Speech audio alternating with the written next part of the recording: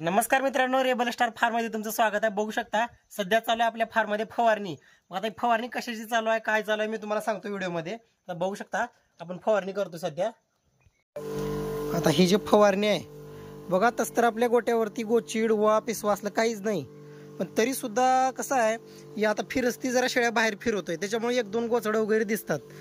त्याच्यामुळे मला काय वाटतंय की उगाच काहीतरी वाढू करू, त्याच्यामुळं होऊ नये जास्त प्रमाणामध्ये। कारण की एकदा जर झाले तर मग एवढं बेजार करतात की मग ते शेळ्या दुसरीकडे शिफ्ट करा, मग नंतर इथं 7-8 दिवस लगट फवारणी करून घ्या, ते डोसक्याला ताण होऊन जाते।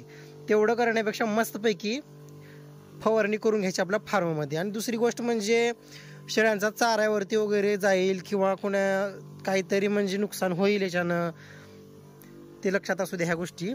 कारण बघू शकता भिंतीवरती वगैरे पिसवा वगैरे होत असतात ना, त्याच्यामुळे मारून घेत असतो।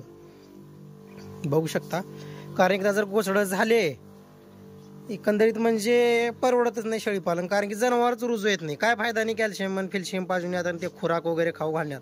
काही खाऊ घाला तुम्ही, सरकी खाऊ घाला ना शेंगदाण्याची पेंड खाऊ घाला, कारण की जर गोचडं जर एकदा जर रगत प्यायला सुरुवात केली ना, विषय संपला। आता आतमध्ये तसं काय गरज नाही फवारण्याची, कारण इथं आपण पोटॅशियम परमॅक्टचं वगैरे पाणी मारून घेत असतो। तरी आता फास्ट एक फवारणी करून घेतो मी, काय अडचण नाही।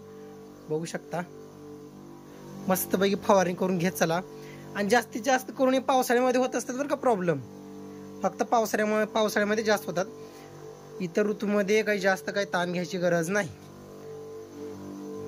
आता हे जे औषध आहे मी तुम्हाला दाखवतो, बॉटल वगैरे दाखवतो मी तुम्हाला, म्हणजे कसं ते सांगण्यापेक्षा बघितलं की थोडंसं माणसाला अडचण होत नाही।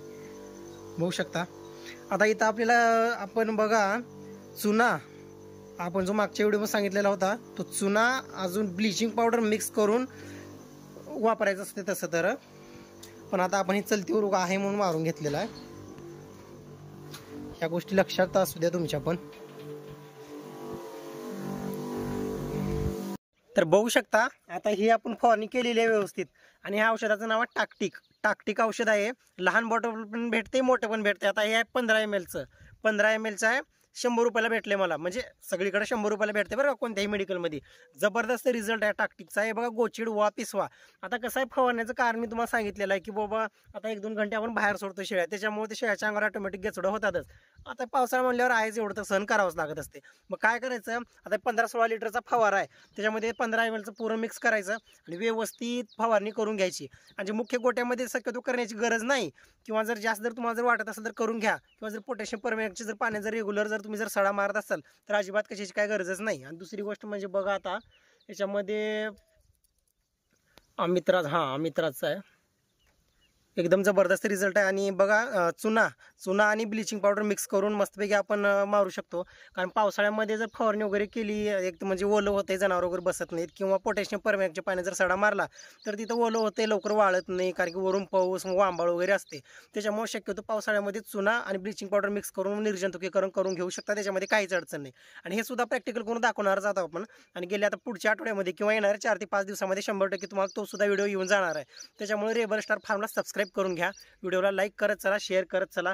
आणि हो, रोगराई येण्याच्या अगोदर कार्यक्रम करून टाकायचं, आल्याच्या नंतर उगा मेडिकलला पळ, ह्याला फोन लावा, डॉक्टरला फोन लावा, कमेंट करून विचार, ताण घ्यायचा आणि व्यवस्थित नियोजन करा, मेडिसिन बॉक्स आणून ठेवा। भेटू पुढच्या व्हिडिओमध्ये। रेबल स्टार फार्मला सबस्क्राईब करून घ्या। जय हिंद, जय भारत।